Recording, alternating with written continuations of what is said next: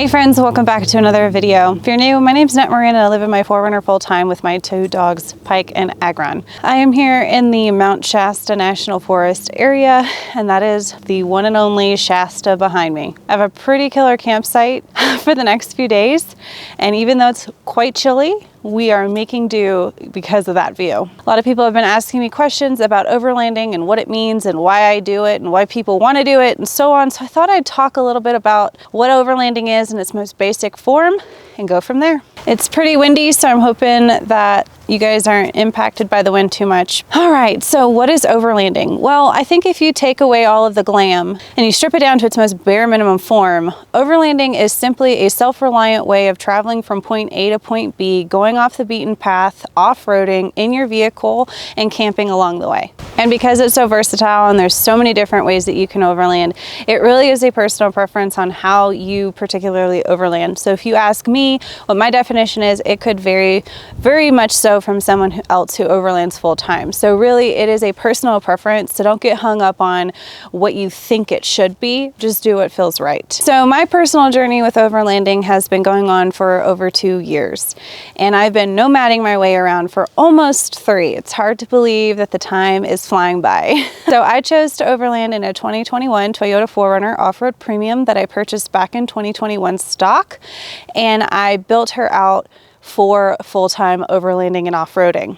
My 4Runner's name is Chalupa. I named her Chalupa because her sister is a taco, and I thought it was a clever way to incorporate the two. I have heavily modified Chalupa to sustain this lifestyle, and every modification has a purpose and serves a specific role. So I have tons of armor because I'm going off-road a lot and I don't want to damage the underbelly or the side of the frame. And I've also got a lot of different modifications like lights and so forth that serve a purpose when I'm trying to get to camp and it's dark outside and I need the extra light. I tend to not arrive at camp super late, so I don't use the lights as much as I would like to, but that's just because I prefer to get to camp well before the sun goes down. I'm getting a little chilly, so I'm going to go ahead and heat up some water and make some tea for the rest of this video.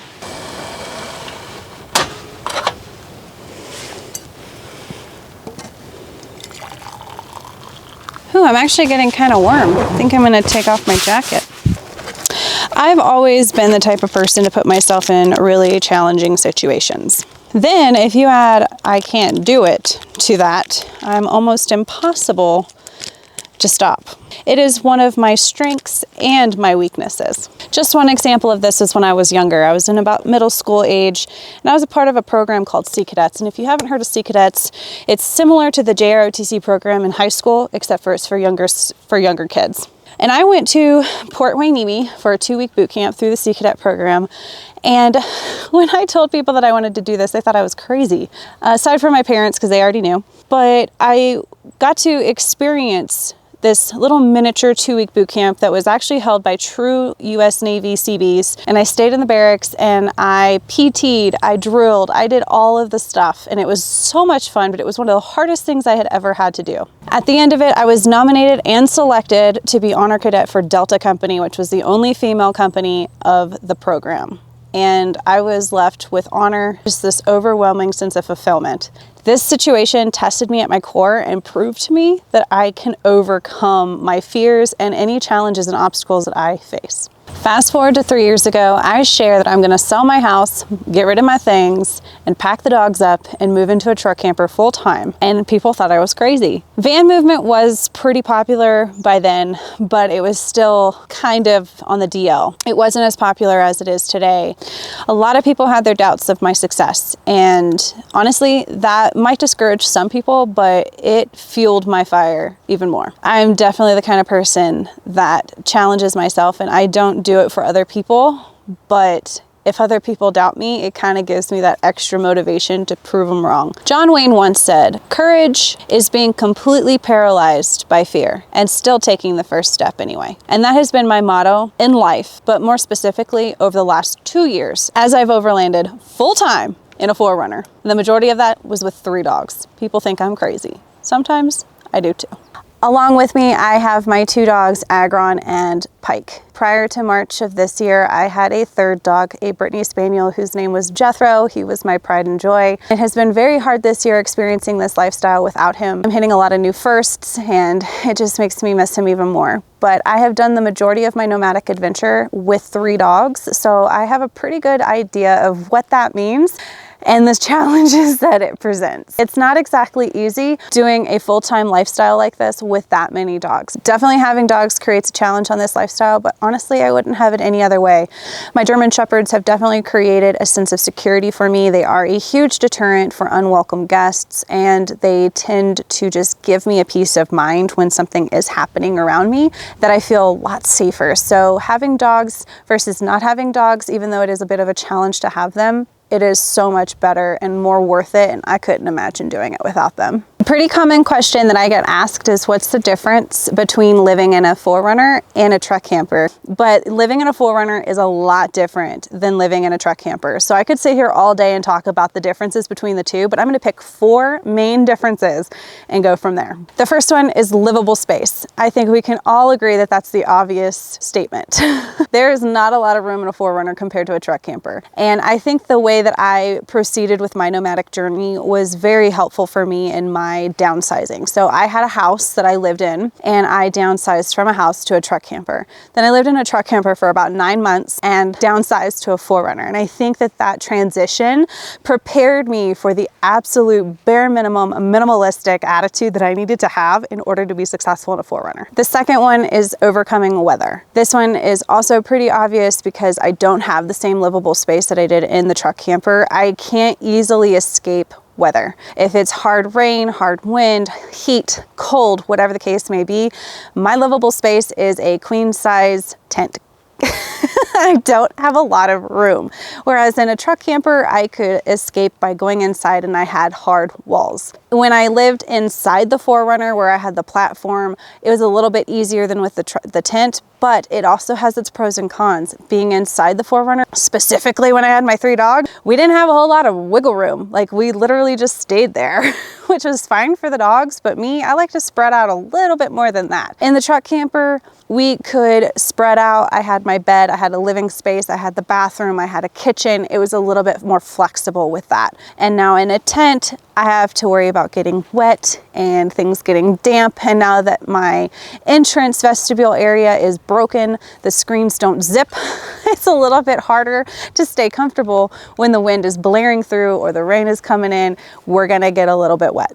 Number 3 is limited access. In the truck camper, I could not go to places that I have been in the 4Runner.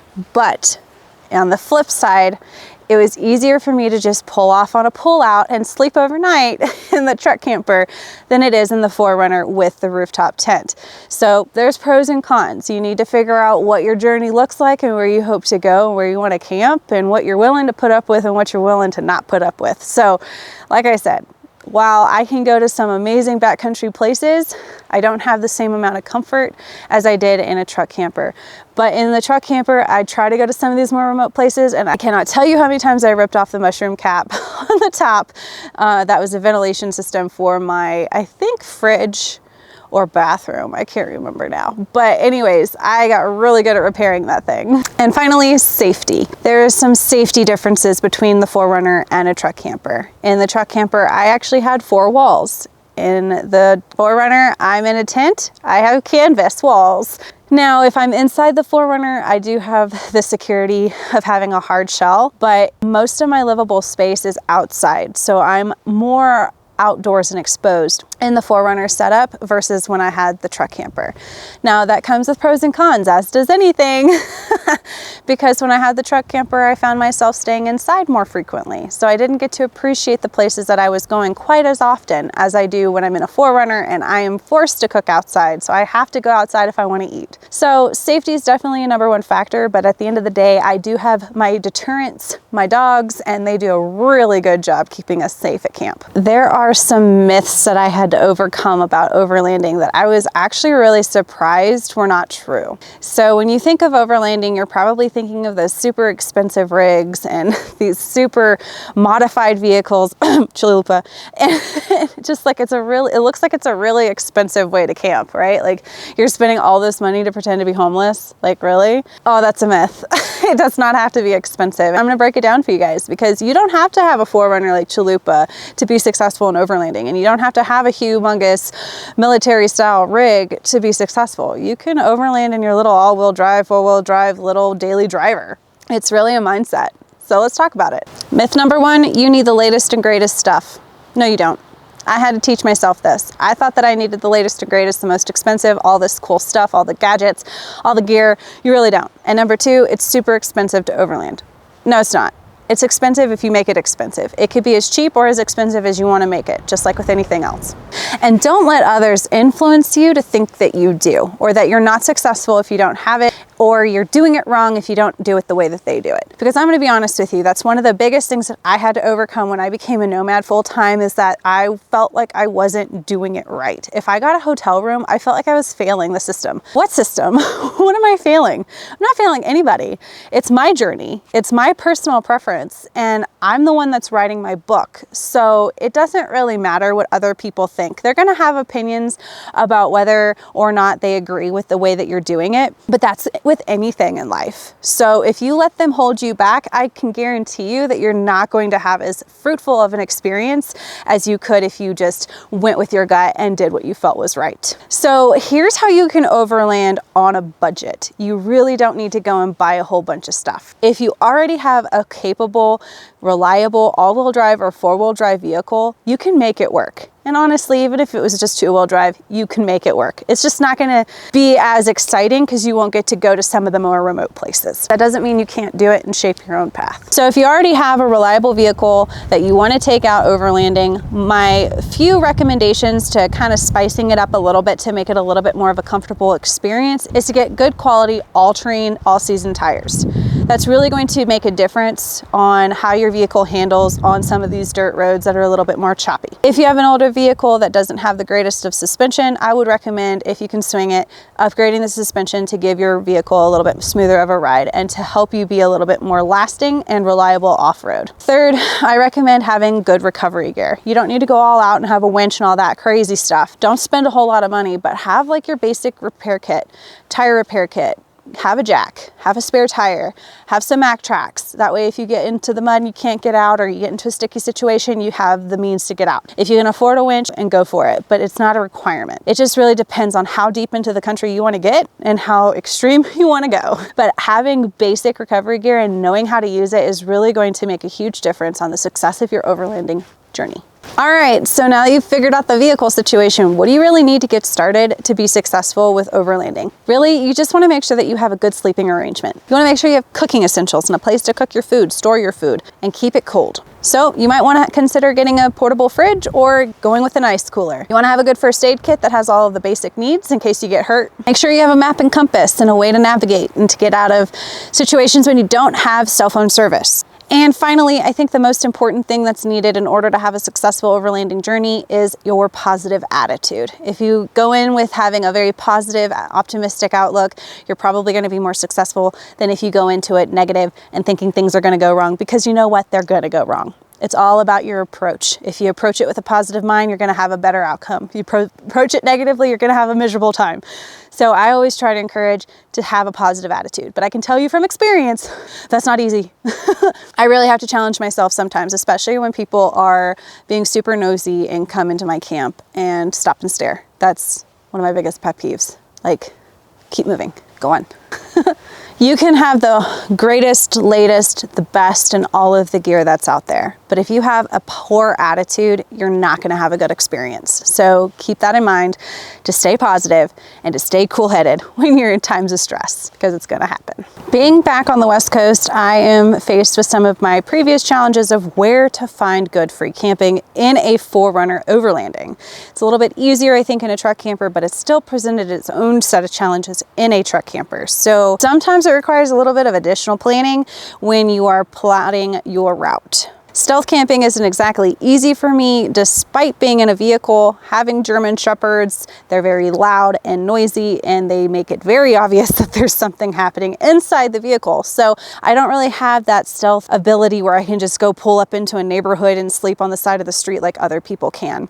I've shared with you all that my favorite app for finding free camping is Overlander, and I have gone through a quick demo on how to use it in a previous video, but if you have any questions about it and how to use it, just let me know in the comments and I will be sure to answer those questions for you. When I cannot find good camping, I tend to get frustrated pretty quickly. That's when I get triggered. So I try to make sure that I have plan A, B, C, and D before I go to certain areas, but that doesn't always happen. Sometimes it's just not easy to find what you're looking for. And that's when I've had to make the decision to stay in a hotel or just continue driving or stay at a rest stop or do something that's a little bit less ideal. I'm having significant microphone issues, so I'm gonna hold it. I hope that the sound is okay because this thing will not stay on the mic. So once you've created a tentative itinerary of where you plan to be on the days that you plan to be, I always recommend letting someone that you trust that's close to your network know. That way, if something happens and you don't check in with them, they can send a search party if need be. As a solo female, that is something that I try to do just to give myself a peace of mind. I don't always do that, but I have Starlink and I also have a Garmin InReach, so if something were to happen, I can connect and still let somebody know where my whereabouts are, and if I need help, I can get it. But I do try to let my family know where I'm going to be, give them a tentative estimate date of arrival for certain places. That way, if it's been a few days, they haven't heard from me, they know what to do. I also let my family follow my GPS on my cell phone, and they're able to track me at all times. And that's a little weird at first, but it gives them a peace of mind and it doesn't really bother me that much. So it's helpful. It keeps me safe. And I know that if something were to happen to me, my parents and my close network of friends would know where I'm at. To a T. I think Agron's just letting the area know that we're here because he's been quiet for so long. Overlanding can be as bougie as you want it to be. You can make it as luxurious and as comfortable as you want it to be, but it doesn't matter. It's your personal preference. So have fun customizing your own personal build and go all out if you want to. Try new things and see what works, what doesn't work, but stay within your means. That way you don't get yourself in trouble in the long run. Don't worry about what other people have to say. If you're having fun, keep doing it. If you're not having fun, don't keep doing it. It's your journey. Don't forget that. There are so many cool places to see. So get out there and explore, and I'll see you guys later. Bye.